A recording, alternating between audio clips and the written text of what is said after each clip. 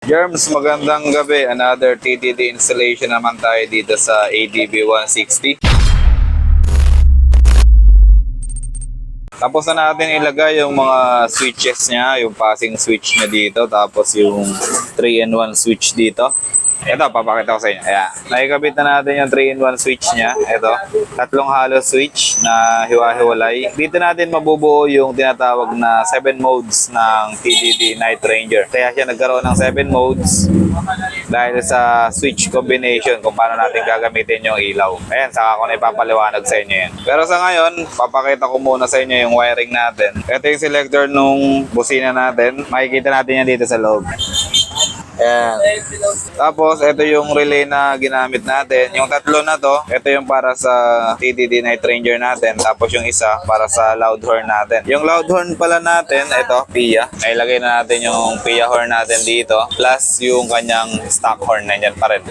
Ito yung stock horn natin, tapos yung PIA horn natin nandito. Magkakasama silang tatlo dyan. Okay, papakita ko rin dito yung wiring natin na naka-color coded. Passing switch natin nandito, tapos ito sa selector switch natin, hollow switch, tapos sa tri-switch natin or yung 3-in-1 switch natin, ayan. Tapos dito naman, naka-color coding din yan. Ito na yung papunta sa ating TDD Night Ranger. Pababa na yan dito.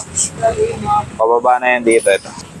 Mamaya, imamount natin to dito sa kanyang crash guard. Nakalagay yan. Ipapatong natin yan dyan. Total, yung crash guard niya naman, meron ng provision para sa MDL. Kung anong klase MDL man ang ilalagay ng gumagamit ng crash guard na to.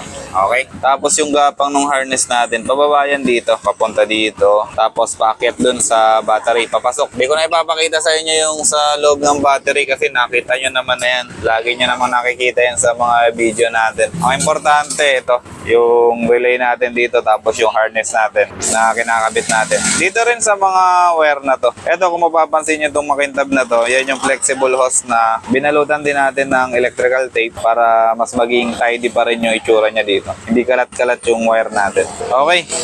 Mamaya, papakita ko sa inyo yung testing nito, yung demo nitong motor na to. ADB 160. Kita-kita tayo mamaya pag na-assemble na natin to. Germs, balik tayo dito sa project natin, ADB 160. Ito, kasalukuyang tinitesting na ni Kuya yung ating project. Ito yung latest installation natin ng TDD Night Ranger, tapos PIA horn. Sige na, testing mo lang, ako na bahala dito. Ayan, nakikabit na natin yung kanyang ilaw, tsaka busina. Natapos tayo 7:30 ng gabi dito sa motor na to.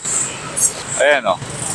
Low pa lang yan, yung nakikita nyo na yan. Low beam pa lang yan na kulay dilaw. Tapos may low beam din yan na kulay white. Antayin natin. Ayan yung spotlight nya.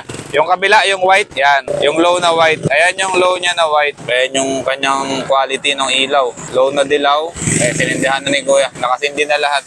Yung switch nya kasi, kapag ino-on natin yung ilaw, nag-on din yung ilaw nitong switch natin. For example, itong, ano ba yan? Low ba yan? High. Ayan. Hindi na ilaw. Yung? Hindi na ilaw? Bakit kaya? Oo. Yun lang. Ilaw ko.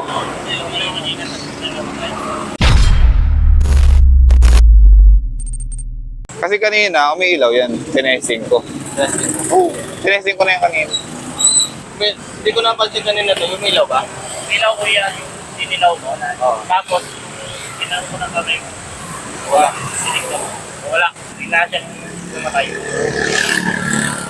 Ito, mayroon lang tayo ditong minor issue. For ano lang, for reference lang to ng may-ari.